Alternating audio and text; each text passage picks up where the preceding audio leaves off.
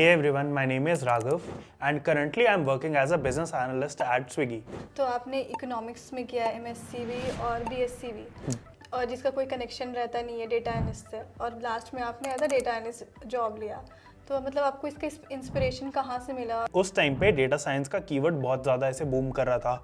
Harvard business school ने particularly उस time पे ये भी बोल दिया था कि डेटा साइंस 2021 का सबसे हॉटेस्ट प्रोफेशन है। So I had around 6 offers at that particular point of time. तो मेरा फर्स्ट जॉब था द मैथ कंपनी में। तो पैकेजेस जो थे those were between 4.5 to 8 lakh rupees. क्या स्ट्रैटेजी रहेगा अगर कोई एज अ फ्रेशर जॉब लेना चाहता है नॉन टेक से फॉर डेटा एनालिस्ट? तो आपने बताया कि आप टियर 3 कॉलेज से थे और आपने अब कोर्स भी कर लिया, अब आप अपना रिज्यूमे भी बना लिए हैं। तो कैसे आप जॉब के लिए किसी को भी रीच आउट करते थे? एक फ्रेशर को फोकस करना चाहिए कि वो अपना स्किल डेवलप कर सके। One more thing which is very important, वो है स्टैटिस्टिक्स। हाय राघव, कैसे हैं आप? Hey Shakra, I am good, how are you? Yeah I am good, thanks for asking. तो आप एक छोटा सा इंट्रोडक्शन मेरे ऑडियंस को दे दीजिए अपने बारे में। Hey everyone, my name is Raghav. मैं जम्मू से हूँ और मैंने अपनी पूरी एजुकेशन सब जम्मू से ही कंप्लीट की है। तो एजुकेशन की बात करें तो मैंने अपनी बैचलर्स और मास्टर्स दोनों इकोनॉमिक्स में की है श्री माता वैष्णो देवी यूनिवर्सिटी से, जो एक टियर 3 कॉलेज है कटरा में। And currently I am working as a business analyst at Swiggy. तो आपने अपना ग्रेजुएशन कब कंप्लीट किया था? मैंने अपना ग्रेजुएशन 2022 में ख़त्म किया है। और उसके बाद आप ये इंटीग्रेटेड था? यस, तो basically it was a 5-year course from 2017 till 2022। तो आपने इकोनॉमिक्स में किया एमएससी भी और बीएससी भी और जिसका कोई कनेक्शन रहता नहीं है डेटा एनालिस्ट से और लास्ट में आपने as a data analyst job लिया। तो मतलब आपको इसका इंस्पिरेशन कहाँ से मिला और आपको कैसे लगा कि मुझे इसमें आगे बढ़ना चाहिए और मुझे जॉब मिल जाएगी? तो जैसा कि मैंने पहले ही बात की कि मैं एक 5 साल के कोर्स में था, तो 5 साल during the course of time मैंने ये देख लिया था कि भाई इकोनॉमिक्स तो मुझे समझ नहीं आ रहा है। तो इकोनॉमिक्स में आगे करियर परस्यू करने का कोई पॉइंट नहीं मेरे को उस टाइम पे लग रहा था। और फिर मैं एक्सप्लोर करने लगा कि क्या क्या करियर अपॉर्चुनिटीज़ हो सकती हैं बीइंग एन इकोनॉमिक स्टूडेंट। उस टाइम पे डेटा साइंस का कीवर्ड बहुत ज़्यादा ऐसे बूम कर रहा था। हार्वर्ड बिजनेस स्कूल ने पर्टिकुलरली उस टाइम पे ये भी बोल दिया था कि डेटा साइंस 2021 का सबसे हॉटेस्ट प्रोफेशन है। तो वहाँ से मेरा भी इंटरेस्ट बनना शुरू हो गया कि लेट्स एक्सप्लोर दिस प्रोफेशन, कि यहाँ पे क्या क्या चाहिए। और ये डेटा साइंस को ऐसे ब्रांड किया जाता था कि आपको कोई टेक्निकल बैकग्राउंड नहीं चाहिए यहाँ से आने के लिए, क्योंकि मैं वैसे भी इकोनॉमिक्स से था तो I had no clue of coding. तो वहाँ से मुझे ये पता चला कि डेटा साइंस कर लो, क्योंकि टेक्निकल बैकग्राउंड नहीं चाहिए तो you can easily enter. Plus एक स्टैट है, out of all the data science in the world around 11 to 12% are from economics background. तो वो एक और मोटिवेटिंग फैक्टर था मेरे लिए कि हाँ, मेरे जैसे और भी लोग हैं जो ये कर रहे हैं and I can also do it. पर इकोनॉमिक्स से अगर आप एज अ प्रोफेसर शिफ्ट होते या फिर टीचर का जॉब लेते तो वो इजी होता आपके लिए? ईजी रहता थोड़ा, पर मेरा वहाँ पे इंटरेस्ट नहीं था क्योंकि इकोनॉमिक्स मेरे को बहुत ड्राई सब्जेक्ट लगता था जो मेरे को बहुत कम समझ आता था। तो आपने first job as a fresher कौन सी कंपनी में लिया था? तो मेरा फर्स्ट जॉब था द मैथ कंपनी में, जो एक सर्विस बेस्ड एनालिटिक्स स्टार्टअप है। ओके, और उस टाइम सिर्फ आपने मैथ ही क्रैक किया था या और भी कोई कंपनियां थी साथ नहीं, में? So I had around 6 offers at that particular point of time. तो उन 6 में से I choose the math company. आप वो कंपनी का नाम बता सकते हैं? हाँ। और क्या क्या पैकेजेस थे आपके उस टाइम? तो I have offers from the math company, TCS, Tata IQ, then Tiger Analytics. उसके बाद I had offer from PwC and there was a small startup. And talking about the packages, तो पैकेजेस जो थे those were between 4.5 to 8 lakh rupees. तो that was the initial all the packages that I got, but I choose As the a fresher? हाँ, as a fresher. Great. So eight that particular time I chose the math company. तो मेरी first company math को थी। वो सबसे ज्यादा पे कर रही थी इसीलिए? नहीं, तो तो सबसे ज़्यादा वो पे नहीं कर रही थी, वो सबसे कम पे कर रही थी एक्चुअली। तो फिर क्यों उसको चूज किया? क्योंकि यूजुअली बोला जाता है कि एक स्टार्टअप में आपकी लर्निंग बहुत ज़्यादा होती है। अर्निंग भले आपकी कम हो, पर उस आपकी लर्निंग बहुत ज़्यादा होती है। तो in a job either you should focus on learning और अर्निंग। और बेसिकली मेरी फर्स्ट जॉब थी। तो फर्स्ट जॉब पे आई थॉट कि let's focus on learning first, क्योंकि I came from a complete non technical background, मुझे कुछ नहीं पता उस फील्ड में। तो अगर एक बार मेरी लर्निंग अच्छे से हो जाए, जो बोला जाता है कि startup is very high paced, वहाँ पे तुम बहुत नई नई चीज़ें बहुत जल्दी सीख जाते हो, उस टाइम पे मैंने ये डिसीजन लिया कि let's start my first job in a startup. That's why I choose the math company. पर मेरा पर्सपेक्टिव अलग है, मैं तो जो ज़्यादा पे करता मैं वही जाती हूँ। अब मैं भी वैसे ही करता हूँ। अब वही कर रहे हैं हाँ। अभी। तो जब आप first as a data analyst job ले रहे थे तो आपको मतलब प्रिपरेशन करने में बहुत प्रॉब्लम हुई क्योंकि आप तो कंप्लीट नॉन टेक थे, आपको कोई कोडिंग का नॉलेज था नहीं।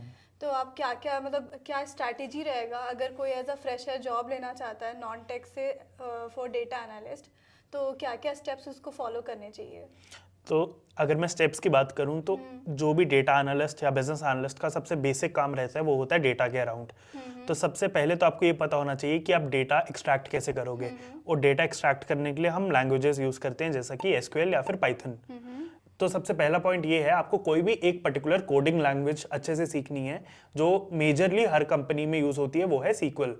तो जितना भी कंपनीज डेटा स्टोर करती हैं वो सब अपने data warehouses, data lakes ऐसी जगह स्टोर करती है, and sequel is one among the best tool in the industry जो एक्सट्रैक्ट करता है data from these warehouses. So आपका जो फर्स्ट स्टेप रहना चाहिए प्रेपरेशन में, दैट शुड बी आपको लैंग्वेज आनी चाहिए, दैट इज सीक्वल। अच्छा, एक छोटा सा मेरे यहाँ पे डाउट है, बहुत लोग ऐसा बोलते हैं कि डीएसए पढ़ना चाहिए या नहीं पढ़ना चाहिए डेटा एनालिस्ट के लिए, और फॉर इंटरव्यू भी। तो मतलब आपसे कोई भी ऐसा डीएसए क्वेश्चन पूछा गया या आप पढ़े थे अपने प्रिपरेशन के टाइम? नहीं, मैं अपने प्रिपरेशन में कोई भी डीएसए नहीं पढ़ा हूँ, और डीएसए का जितना भी है एप्लीकेशन वो बहुत ज़्यादा कोडिंग में रहता है। बट अगर आप एनालिटिक्स या डेटा साइंस की तरफ जा रहे हो, you should have some working knowledge of Python कि कैसे लूप्स वर्क करते हैं, कैसे कंडीशंस लिखी जाती है, बट आपको एक प्रो लेवल डीएसए कोडर नहीं होना है। और मेजरली वहाँ पे एसक्यूएल ही यूज़ होता है? हाँ। Okay fine. तो जब आप अपना फर्स्ट जॉब ले रहे थे एज अ डेटा एनालिस्ट, उस टाइम आप फ्रेशर थे, तो आपने क्या क्या जॉब हंटिंग स्ट्रैटेजी यूज़ किया था उस टाइम? क्योंकि आपके पास ऐसा कोई रिलेवेंट एक्सपीरियंस भी नहीं था, साथ साथ में आप नॉन टेक से थे, तो आपने क्या क्या स्ट्रैटेजी यूज़ किया और कौन कौन से जॉब प्लेटफॉर्म यूज़ किए? तो अगर मैं प्लेटफॉर्म्स की बात करूं तो मैंने मेजरली 2 प्लेटफॉर्म यूज़ किए थे उस टाइम पे, और वही 2 प्लेटफॉर्म मैं आज भी यूज़ करता हूं। एक है लिंक्डइन और दूसरा है नौकरी। LinkedIn coming from a complete different background, अगर आपके कोई कनेक्ट्स नहीं है, आपके कॉलेज में कोई प्लेसमेंट्स नहीं है, तो उस टाइम पे लिंक्डइन आपके लिए बहुत इंपॉर्टेंट टूल है, क्योंकि वो टूल यूज़ करके आप अपने पेयर से, कॉलेज के सीनियर से या फिर रैंडम लोगों से भी कनेक्ट करके अपना स्किल शोकेस कर सकते हो और उनसे एक रेफरल पूछ सकते हो। अगर उनकी कंपनी में कोई भी ओपनिंग्स है और अगर आप अपना स्किल्स जस्टिफाई कर पाओ तो probably they will give you a referral and you can apply for that role. So LinkedIn I will say is the most important website जहाँ से आप एक जॉब ले सकते हो, and once you gain some experience, आप अच्छी कुछ कंपनीज में काम करने लग जाओगे, तो नौकरी भी आप यूज़ कर सकते, और नौकरी पे आपको सामने से भी रिक्रूटर्स रीच आउट करेंगे कि we have an opening, we saw your profile, it was a good profile. तो जैसा कि आज की डेट में होता है, आई होप आपके साथ भी होता होगा कि आपको नौकरी पे अब बहुत ज़्यादा कॉल्स आते होंगे, रिक्रूटर्स सामने से रीच आउट करते हैं। पर आपने यहाँ पे मेंशन किया कि एक फ्रेशर को नौकरी पे उतना फोकस नहीं करना चाहिए, क्यों? एक फ्रेशर को नौकरी पे इतना ज़्यादा फोकस इसलिए नहीं करना चाहिए क्योंकि नौकरी से डायरेक्टली हायरिंग हो रही है। एक एचआर ने बस पोस्टिंग डाली है और आप सिर्फ वहाँ पे अप्लाई कर सकते हो, ठीक है। पर अगर आप लिंक्डइन पे करोगे, आप लिंक्डइन पे लोगों के साथ कनेक्ट करोगे, उनको अपना स्किल जस्टिफाई करोगे और उनसे रेफरल लोगे। एक अगर आप किसी भी एक जॉब पोस्टिंग पे देखेंगे तो उस पर there are lakhs of applicants, तो उस पर आपके ऑड्स ऑफ गेटिंग शॉर्टलिस्टेड बहुत कम हो जाते हैं। अगर आप डायरेक्टली बीइंग अ फ्रेशर, जब आपके पास कोई एक्सपीरियंस नहीं है, आप सीधे नौकरी पे अप्लाई करोगे, तो इसीलिए अगर आप लिंक्डइन पे अप्लाई करोगे through a referral, it will be very easy for you because again the pool of candidate will be much smaller. Referred candidate को प्रायोरिटी दी जाती है as compare to normal application, और अगर आपके पास उस टाइम पे एक रेफरल है तो there are high chances that you will get an interview call. Correct. तो कहीं पे भी अप्लाई करने के लिए सबसे फर्स्ट इंप्रेशन जो होता है वो रिज्यूमे होता है, और एज अ फ्रेशर आपके पास उतना कुछ होगा नहीं कि ऐड कर सके। जैसे मेरे पास तो एक्सपीरियंस है तो मैं वो ऐड कर लेती हूँ। मेरा सेकंड टाइम जो मैंने कंपनी ली थी तो वो था मेरा डेटा एनालिस्ट का।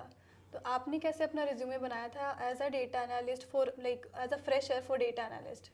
क्या क्या चीज़ें उसमें ऐड किए थे आपने? तो अगर आप एक फ्रेशर के लिए रिज्यूमे बना रहे हैं, अगर आपके पास कुछ इंटर्नशिप एक्सपीरियंस है तो that is good to showcase, but even if you don't have any internship experience, आप अपने पर्सनल प्रोजेक्ट्स बना सकते हैं। तो वो पर्सनल प्रोजेक्ट्स कैसे होने चाहिए, they should be end to end project. तो कैसे आप प्रॉपर एक डेटा वेयर हाउस से डेटा फेच करोगे, उस पर क्या क्या डेटा मैनिपुलेशंस करोगे, कैसे उस डेटा को क्लीन करोगे, कैसे ऑप्टिमाइज करोगे और एक उसको प्रेजेंटेबल फॉर्म में लाओगे। तो being a data analyst usually हम या तो रिपोर्ट्स बनाएंगे या फिर डैशबोर्ड्स बनाएंगे। तो हमारा डेटा कैसे वेयरहाउस से फ्लो करेगा और ऑटोमेटिकली क्लीन होगा, प्री प्रोसेस होगा और वो कैसे पावर बीआई डैशबोर्ड में या किसी और डैशबोर्ड में जाएगा। तो इस पूरे प्रोसेस को अगर आप एक पर्टिकुलर प्रोजेक्ट में बना पाए along with some business understanding and some justification of the business, तो this is an complete end to end project जिस पे आप एक प्रॉब्लम को आइडेंटिफाई करके उसको सॉल्व कर पाएंगे। तो आपने एंड टू एंड प्रोजेक्ट बनाया था, ऐसा नहीं था कि पाइथन का अलग प्रोजेक्ट, पावर बीआई का अलग प्रोजेक्ट, ऐसा भी ऐड किया था आपने? नहीं, मैंने ऐसा अलग अलग नहीं ऐड किया था। एक बिजनेस एक प्रोजेक्ट तभी यूज कर सकता है अगर वो एंड टू एंड हो। वो पूरा ऑटोमेशन होना चाहिए, वो पूरा फ्लो होना चाहिए। ऐसा नहीं होगा ना कि मैं पाइथन पे एक प्रोजेक्ट पे डेटा एक्सट्रैक्ट कर लिया और वो डेटा मैं कहीं यूज नहीं कर रहा हूँ। तो एक किसी भी प्रोजेक्ट का इंटेंशन होना चाहिए कि what problem it is solving, how it is solving the problem and what is the impact of the problem. तो अगर किसी भी फ्रेशर को अपना एक्सपीरियंस जस्टिफाई करना है या एक प्रोजेक्ट जस्टिफाई करना है, उसको अपना रिज्यूमे में प्रोजेक्ट डालने के टाइम सिर्फ 3 सेक्शंस पे ध्यान देना चाहिए कि what was the problem, how did I solve this problem and what was the impact of that particular problem. तो अगर आप देखेंगे तो इन 3 क्वेश्चंस का अगर आप आंसर रिज्यूमे में लिख दोगे तो that is a good project. Correct. तो इसके बाद लाइक आपने और भी मतलब कितने प्रोजेक्ट्स बेसिकली आपने ऐड किया था अपने रिज्यूमे में? तो there should be somewhere between 3 to 4 at least for a fresher. Okay. और आपने बोला कि इंटर्नशिप है तो उसको भी ऐड कर लो, तो आप उस टाइम कोई इंटर्नशिप किए थे? मैं इंटर्नशिप किया था but that was a part of a course. It was not a very good internship in some company. ना, it was an unpaid internship जो सिर्फ और सिर्फ लर्निंग पे ही थी। कितने देर का था, मतलब कितने दिन का या मंथ का? तो it was around 3 months। Okay. तो आपने उसको भी मेंशन किया था उस पे।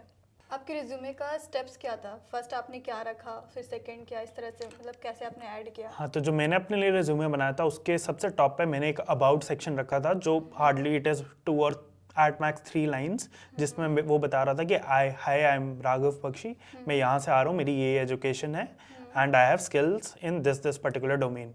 तो एक छोटा सा about section, it try to keep it 1 line or 2 at max.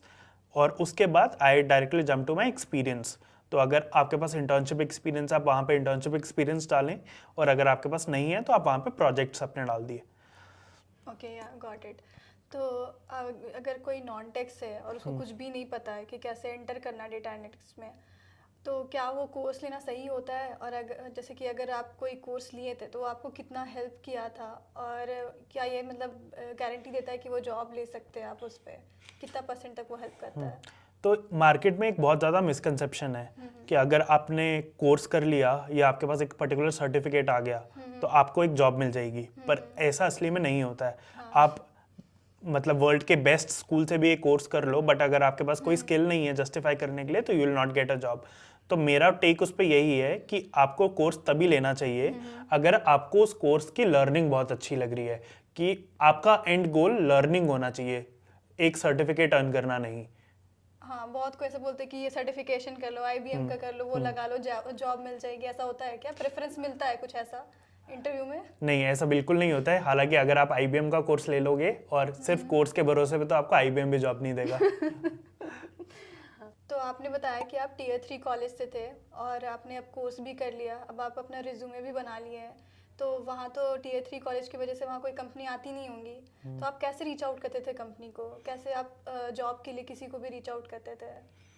तो मैं अगर उस टाइम की बात करूं तो देयर वर 2 स्ट्रगल्स। पहली तो यही थी कि भाई तुम्हें स्किल सीखना है, क्या क्या चीज़ें ज़रूरी हैं एक जॉब लेने के लिए। तो एक बार आप वो सब स्किल सीख जाओ तो आपका नेक्स्ट चैलेंज ये होता है कि अब जॉब कैसे मिलेगी। तो मैंने भी वो फेस किया कि स्किल्स तो अब मैंने सीख ली हैं, पर अब जॉब कैसे मिलेगा। तो उसके लिए मैंने लिंक्डइन यूज़ किया। तो लिंक्डइन पे मैं क्या करता था, मैं हर कंपनी का करियर देखता था, उसमें कितनी ओपनिंग्स हैं, और लेट से मेरे को अगर स्विगी में एक ओपनिंग दिखी तो मैं क्या करता था, मैं स्विगी के एम्प्लॉयज़ को मैसेज करना शुरू करता था। Just I use cold messaging, cold emailing. तो जितने भी मेरे को लोग दिख रहे हैं स्विगी में, मैं उनको मैसेज करता था और मैं उनको बोलता था, hey hi my name is Raghav Bakshi, मेरी ये स्किल्स हैं और there is a particular opening in your company which completely aligns with my skills. And I use to paste the job link along with the job ID. तो ये सब चीज़ें मैं एक प्रॉपर मैसेज पूरा डिफाइन करके रखा था, जिसमें मेरा नाम, मेरे क्या क्या स्किल्स हैं, किस जॉब के लिए मैं अप्लाई करना चाहता हूँ, अलॉन्ग विद माई रिज्यूमे। तो ये सब 4-5 चीज़ें डाल के एक मैसेज बना के I use to send it to all people. So through that, I was able to get few referrals and eventually being a fresher got 6 offers. Oh great. पर आपको कैसे पता चला कि ये सारी कंपनी जो है वो फ्रेशर का हायरिंग करती है? आप रैंडमली रीच आउट कर रहे थे या फिर पहले आप लिस्ट डाउन किए थे कि ये सारी कंपनी है जो मुझे टारगेट करना है? तो इस क्वेश्चन का मैं आंसर ऐसे दूंगा कि फ्रेशर हर कंपनी हायर करती है, but the question is are the fresher having the correct amount of skills which is required for the company. तो ऐसा तो है कि हर कंपनी में फ्रेशर काम कर रहे हैं। आप अमेजोन में काम कर रहे हो, आपके में भी फ्रेशर ले रहे हैं, मैं स्विगी में काम कर रहा हूँ, हमारे में भी फ्रेशर्स ले रहे हैं। पर ऐसा है कि रैंडमली लोग जब अप्लाई करते हैं तो यूजुअली ऐसा होता है कि उनका स्किल सेट ही इतना अच्छा नहीं है, और ऐसा कंसेप्शन आ जाता है मार्केट में कि भाई कंपनीज फ्रेशर ही नहीं हायर कर रही हैं या जॉब ही नहीं है फ्रेशर के लिए। तो ये सब कुछ मिसकंसेप्शन है। ऐसा नहीं है कि फ्रेशर के लिए जॉब नहीं है, but the thing is fresher के पास वो पर्टिकुलर स्किल ही नहीं है जो चीज़ चाहिए एक जॉब या एक इंटरव्यू क्रैक करने के लिए। बहुत लोग तो मुझे ऐसा बोल देते हैं कि डेटा एनालिस्ट में जॉब ही नहीं है, ये फेक है, ये सब चीज़ें। पर मैं एक इंटरव्यू में गई थी, वहाँ एक ड्राइव चल रहा था, मैंने भी एक्सपीरियंस किया कि वहाँ MBA करके बहुत लोग आए हुए थे, पर कुछ कुछ ऐसे थे कि जिन्हें बेसिक फंक्शन नहीं आ रहा है, एक्सेल का पिवट नहीं लगा पा रहे, और फिर ये चीज़ आ जाता है कि जॉब ही नहीं है मार्केट में। तो गैप सिर्फ स्किल में है, जॉब्स में नहीं है। हाँ, मुझे भी यही लगता है। तो जैसा कि आप बताएं कि लिंक्डइन के थ्रू आपने फर्स्ट जॉब मैथ कंपनी में लिया और आप यहाँ भी काम कर रहे हैं, तो उसके बाद आप कैसे अपने डेटा एनालिस्ट का जर्नी आगे बढ़ाए, कैसे सैलरी बढ़ाया आपने, और फिर आप कैसे स्विगी में लैंड किए? तो मैथ कंपनी मेरी फर्स्ट कंपनी थी, वहाँ पे मैंने अराउंड 1.25 साल काम किया, और वहाँ पे जितनी भी एक रिक्वायर्ड स्किल है किसी भी जॉब में वो मैंने सब सीखा। रूट लेवल से सीक्वल कैसे यूज़ करते हैं, प्रोजेक्ट्स में कैसे काम किया जाता है, प्रोडक्शन ग्रेड कोड कैसे लिखा जाता है, ये सब कुछ मैंने वहाँ सीखा। और उसके बाद I got a chance to get interviewed in Meesho. तो मीशो में भी यहाँ पे आपको लिंक्डइन से कॉल आया था या नौकरी से? नहीं, मैंने ये खुद ये भी मीशो में भी रेफरल से अप्लाई किया था थ्रू लिंक्डइन। तो उसके बाद I worked in Meesho for some time as a business analyst, and उसके बाद now currently I am working at Swiggy. तो मीशो के टाइम पे भी आपके पास बहुत सारे ऑफर्स होंगे? मीशो के टाइम पे I had 2 offers, one from Meesho and second one was टेस्को। Oh great. तो दोनों आप लिंक्डइन से ही जॉब हंटिंग करते थे उस टाइम भी? Meesho I used through LinkedIn, but टेस्को का मेरे को सामने से कॉल आया था थ्रू नौकरी। तो मैथ को में आपकी कितनी सैलरी थी? तो मैथ को में आई had around 4.5 lakhs at that time. फिर उसके बाद आप मीशो गए, वहाँ कितना हाइक मिला आपको? मीशो में I got around 230% hike, around 15 LPA। हाँ, समवेयर ऑन दैट लाइन। उसके बाद आप स्विगी में आए? यस। फिर उसमें भी हाइक मिली होगी आपको? जी। Oh great. अच्छा, इस तरह से आप अपना सैलरी इंक्रीज कर लिए। तो अब मैं आपसे सबसे लास्ट क्वेश्चन पूछने जा रही हूँ। मेरे 90% ऑडियंस फ्रेशर ही है, तो अगर कोई फ्रेशर आज से शुरू करना चाहता है डेटा एनालिस्ट का जर्नी, तो उसको क्या क्या स्टेप्स लेने चाहिए, कहाँ से शुरू करना चाहिए, आप उनके लिए क्या एडवाइस करेंगे? तो फ्रेशर के लिए मैं बोलूँगा सबसे इंपॉर्टेंट ये है कि वो करेक्ट स्किल सेट सीखें। तो सबसे पहले उनको फोकस करना चाहिए कोडिंग पे, तो जिस पे वो सीक्वल और पाइथन कोडिंग लैंग्वेजेस सीख सकते हैं। तो पाइथन में कितना पढ़ना चाहिए उनको? बहुत किसी को लगता है कि मुझे पूरा पाइथन पढ़ना है, डायनेमिक प्रोग्रामिंग पढ़ना है, तो कितना लेवल तक पाइथन की ज़रूरत होती है? ठीक है, पाइथन में आपको एक बेसिक अंडरस्टैंडिंग होनी चाहिए कि कोड कैसे चलता है, what are loops, what are conditions, break statement क्या है, ये बेसिक एक वर्किंग नॉलेज ऑफ पाइथन होनी चाहिए। But there should be no compromise on SQL. SQL आपको एंड टू एंड आना चाहिए, मतलब पूरा अच्छे से जीरो टू हीरो तक? हाँ, जीरो टू हीरो तक सीक्वल आना चाहिए, बेसिक से लेकर सब एडवांस फंक्शन सब आपको आने चाहिए। ये चीज़ें चाहिए आपको बेसिक कोडिंग स्किल्स में। और उसके बाद जो आपको नेक्स्ट चीज़ें चाहिए वो either of any one of dashboarding tool, या तो आप पावर BI सीख सकते हो या तो आप टैबल्यू सीख सकते हो। तो ये दो एक और इम्पॉर्टेंट स्किल्स हैं जो आपको चाहिए एक अपना रिपोर्ट बनाने के लिए या तो अपना प्रोजेक्ट प्रेजेंट करने के लिए। और one more thing which is very important, वो है स्टैटिस्टिक्स, क्योंकि बीइंग अ बिजनेस एनालिस्ट और अ डेटा एनालिस्ट आप अपना बहुत ज़्यादा टाइम नंबर्स के अराउंड सराउंड करते हो, और उस टाइम पे a good knowledge of statistics will always help you. कितना स्टैटिस्टिक चाहिए होता है, लाइक कितना परसेंट, और मतलब एकदम एडवांस चाहिए या फिर बेसिक एटलीस्ट अंडरस्टैंडिंग होना चाहिए? नहीं, आपको बेसिक स्टैटिस्टिक्स की अंडरस्टैंडिंग होनी चाहिए। उसमें mean, median, mode, standard deviation और क्या क्या अलग अलग तरह के हाइपोथेसिस टेस्ट्स होते हैं, इन सब चीज़ों का अगर आपको एक बेसिक अंडरस्टैंडिंग है, so this will be good for you. और आजकल मशीन लर्निंग एल्गोरिदम्स भी बहुत फेमस है, तो क्या वो डेटा एनालिटिक्स जॉब में यूज़ होता है या फिर वो इंटरव्यू में पूछा जाता है? नहीं, मशीन लर्निंग का कोई भी कॉन्सेप्ट यूजुअली इंटरव्यूज में नहीं पूछा जाता है। और वो यूज़ भी नहीं होता है हमारे डे टू डे जॉब में? मैंने तो नहीं किया है, मतलब I just want to ask you. बहुत कम होता है, मतलब यूज तो नहीं होता है, but it is always good to have some extra knowledge. अगर आपके पास है, you know all these skills, so it is good to put these things in your resume, but it is not a compulsion. बहुत सारे ऐसे fresher गलती करते हैं कि वो पहले स्किल डेवलपमेंट में फोकस करते हैं और वो भूल ही जाते हैं कि उनको जॉब भी ग्रैब करना और एक कम्युनिकेशन भी बिल्ड करना है, नेटवर्किंग भी बिल्ड करना है। पर आपने वो दोनों चीज़ें बहुत अच्छे से हैंडल की थी। तो किस टाइम के बाद मुझे फील होना चाहिए या फिर मुझे अपना नेटवर्किंग पे काम करना शुरू कर देना चाहिए रिज्यूमे बिल्डिंग पे?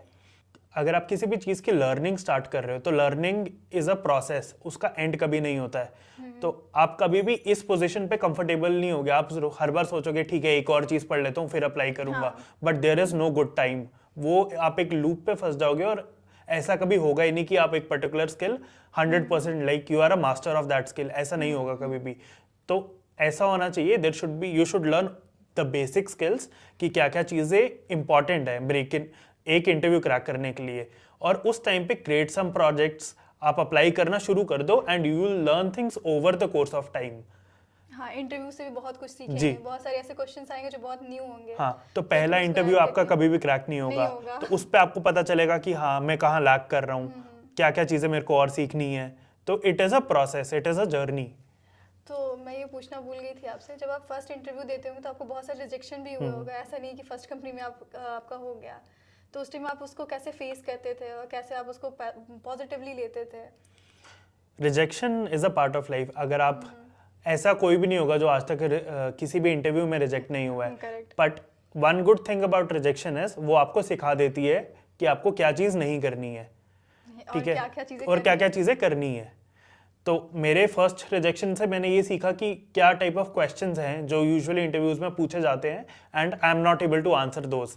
तो मैंने उसके अकॉर्डिंगली प्रिपेयर करना शुरू किया, और उस लाइंस पे जब मैं प्रिपेयर कर रहा हूँ अपना पूरा journey, so eventually I will be able to crack some roles. तो इट्स अ प्रोसेस, इट्स मतलब ये पूरा एक प्रोसेस है। There are small milestones to it and you should celebrate each of your milestone so that eventually you can end up to a particular goal. हाँ, मैंने भी ऐसा बहुत सारा मिस्टेक किया था। मैं पाइथन बहुत पढ़ ली थी, जब मैं इंटरव्यू में बैठी तो मुझे एसक्यूएल पूछ रहा है तो that was very new to me, और ऐसे करते करते मैं इंटरव्यू से ही सीखी कि अच्छा मुझे क्या पढ़ना है पहले, फिर क्या पढ़ना है। तो जब आप जॉब हंटिंग करते थे एज अ फ्रेशर, उस टाइम आप लिंक्डइन ज़्यादा यूज़ करते थे फॉर रेफरल। तो ऐसा होता नहीं कि आप एक बार मैसेज करो वो रिप्लाई करेंगे ही, या एक दो रिप्लाई नहीं करेंगे। तो आप कितने ऐसे मैसेजेस करते थे और उसमें से आपको कितना रिप्लाई आता था, उसका क्या रेशियो था? तो यूजुअली ऐसा रहता है कि आप अगर लोगों को लिंक्डइन पे रीच आउट कर रहे हो तो वो रिप्लाई नहीं करेंगे क्योंकि वो भी बिजी हैं अपनी लाइफ में। तो इसके लिए मैं क्या करता था, अगर मेरे को एक पर्टिकुलर कंपनी में ओपनिंग मिल रही है तो मैं कम से कम उस कंपनी के 20-25 लोगों को मैसेज करता था, ताकि 20-25 में से कम 10 तो मेरी कनेक्शन रिक्वेस्ट एक्सेप्ट करें, और जब मैं उन 10 लोगों को मैसेज करूंगा कम से कम 2-3 तो मेरे मैसेज का रिवर्ट करेंगे। तो जो फाइनली एंड में 2-3 लोगों ने रिवर्ट किया है, देयर आर हाई चांसेस कि they will put your referral.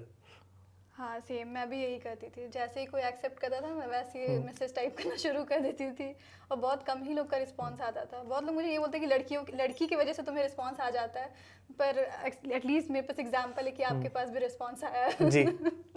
So this was all about today's podcast, and thanks Raghav to coming here and giving some insights for my audience. Thank you जाकरा।